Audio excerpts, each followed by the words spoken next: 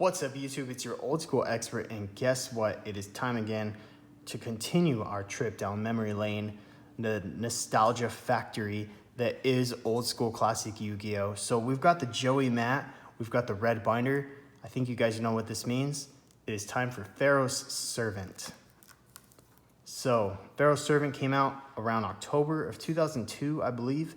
Pharaoh's Servant was a game changer. It was huge. It was a big deal, mostly because of this guy right here, JINZO. That one, there's nothing really you could say other than it was essential. If you didn't run JINZO, if you didn't have JINZO, you were not going to win any tournaments, any competitive sanctioned games like that without a JINZO. It was key to stopping your opponent's trap cards.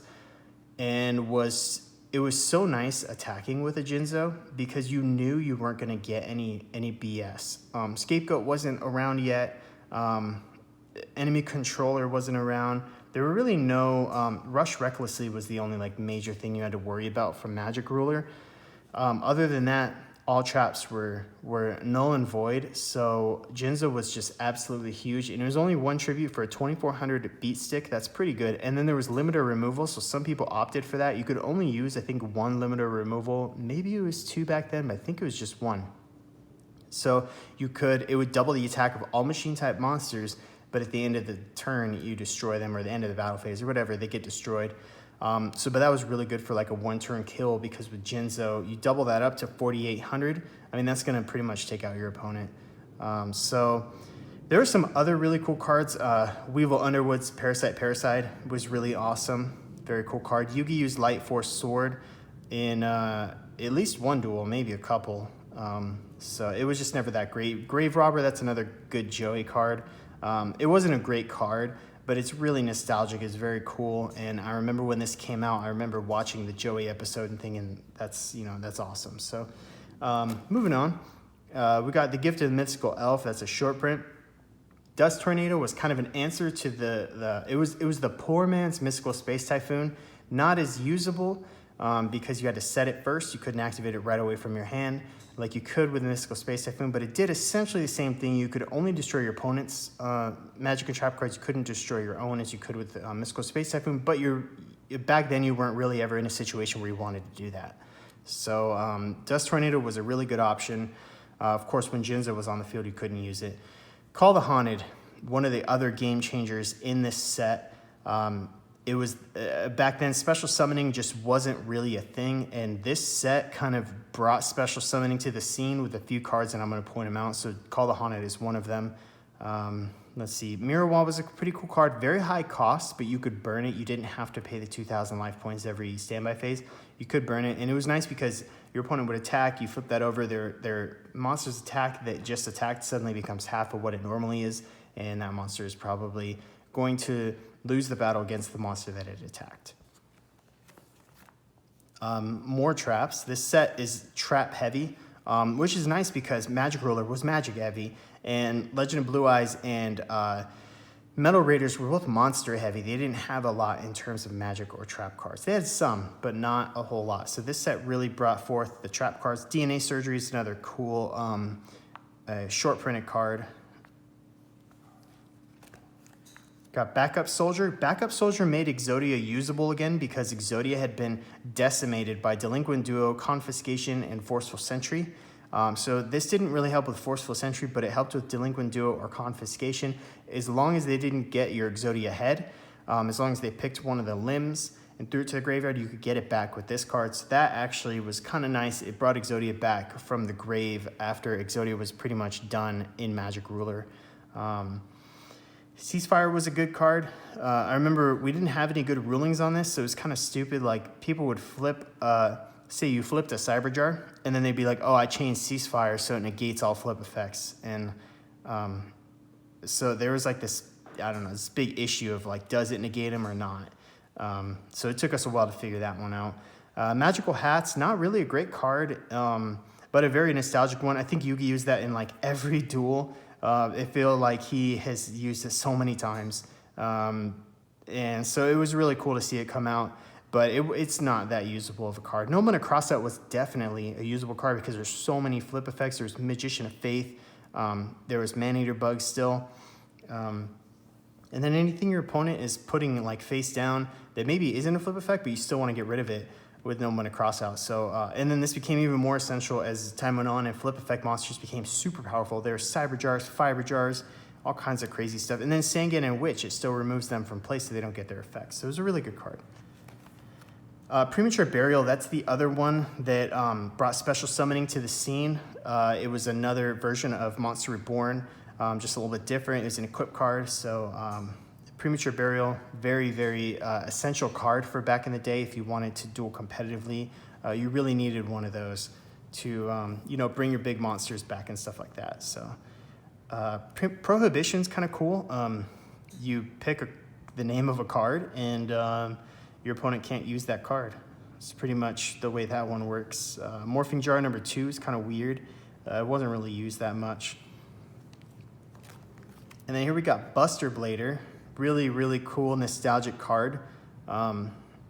It was never truly great. Its effect is it's just not very good.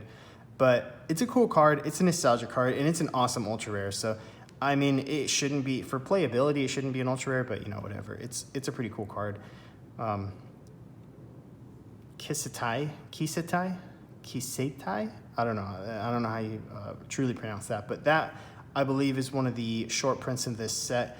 This set introduced yet another 1800 attacker, 4-star vanilla monster. So Harpy's brother got in there in the mix with 7-colored fish and Lajin, the Mystical Genie, the Lamp, but that wouldn't last long because a few months later they came out with Labyrinth of Nightmare, and Gemini Elf made all that stuff kind of obsolete. And of course Kaiku the Ghost Destroyer. So we'll get to that set in a minute. Michizuru was kind of a cool card. When one of your monsters is destroyed, you can destroy your opponent's monster. Or just one monster on the field, so you could choose your own if you wanted to. Pretty cool. Solemn Wishes, definitely one of the short prints. I don't know if that's a super short print or not. I can't remember which cards in here are super short printed, if any. I don't know if all sets have super short prints. That's kind of like, it's debatable what is and what is not super short print, but regular short prints are pretty easy and obvious to spot if you've opened a few boxes. So that is that page. Fairy Meteor Crush gave your monster piercing ability. Magic Drain was used kind of a lot. It was a good alternate to Magic Jammer, which Magic Jammer has a pretty hefty cost of discarding a card from your hand. Magic Drain was kind of cool because if your opponent didn't have a magic card, then that was a really nice card to use. If they used a magic card but didn't have one in their hand, that was really nice. So that could be a good card, or they could negate it by discarding a magic card, but then you made them discard a card. So it was a good card either way. The Legendary Fisherman, very, very nostalgic for me personally, and this card, I love the artwork on it. I loved the Mako Tsunami character, and I just thought it was really cool. So I was really happy that they put this out. It wasn't a very good card. When a Legendary Ocean came out in Legacy of Darkness, they did that did make this a little playable, but it was mostly a fun deck, not really a competitive deck.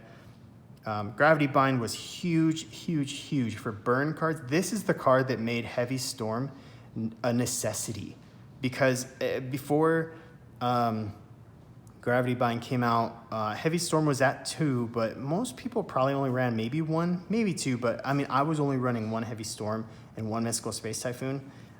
Once this came out, I got as many Space Typhoons and then 2 Heavy Storms as I could, because this card, I got burned with this. I didn't even know what it was, and I was playing, it wasn't competitive, but I was playing, as soon as this set came out, somebody was using Gravity Bind and using those direct attack monsters from Metal Raiders, and it just totally took me by surprise, and I couldn't do anything because he had a Gravity Bind and I had no way of destroying it. I didn't have a JINZO at the time, so it was a pretty crazy card. I'm surprised it was only a rare. It could have been a super or even an ultra rare. It was a really good card. Of course, here we've got Thousand Eyes Restrict, one of the coolest cards in this set, and a true Pegasus card.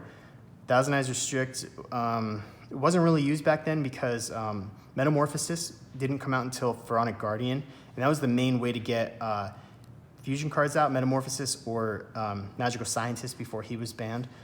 So Thousand Eyes Idol, was used with Relinquished to fusion summon Thousand Eyes Restrict, but again, nobody really did that until much later on when there were other ways of summoning it, and it became a very good card. But for the time being, it wasn't really used. It was more of just a kind of a showcase card. And then we got some short prints. Gradius is a short print, and I think Bombardment Beetle is also a short print. Thousand Eyes Idol is definitely a short print too. It's pretty hard to find. Can be kind of expensive for a common. Goblin Attack Force, definitely remember that card. I thought it was pretty terrible when it came out because I was like, well, I mean, yeah, it's got high attack, but then it goes to defense position and it just gets annihilated by anything, which is true, but this was great for getting over a lot of different cards in this set and sets prior, and it was just a really good beatdown card that could get over any 1800 attacker. So it came with a cost, but it is what it is. Island Turtle, this has to be a super short print because I've opened a couple of boxes and many packs of this set, and I've only pulled one Island Turtle. It's just, maybe it's just me, maybe it's a regular short print, but this to me is such a difficult card to pull. Very, very rare card. And I think that's it for short prints on this page. Moving on to the last page, got some really nice cards on it. Gearfried the Iron Knight obviously is a big, it was comboed with cards later on, like you could use Butterfly Dagger Elma and stuff like that.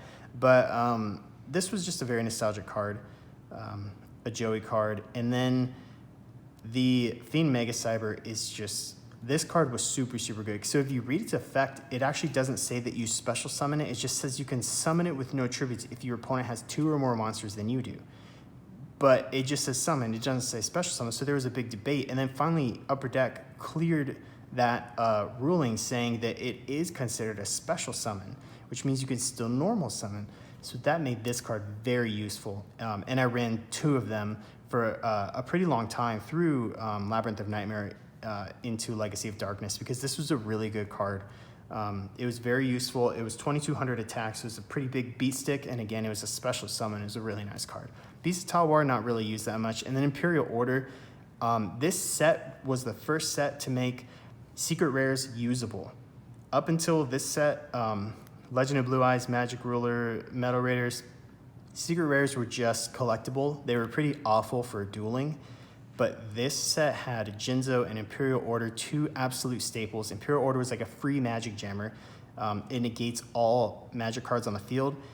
So anytime your opponent activated a magic card, if you didn't like that, then you flip Imperial Order, and that's that. Unless they can chain a Mystical Space Typhoon or a Solemn Judgment or 7 Tools of the Bandit, or find a way to like summon JINZO or something like that.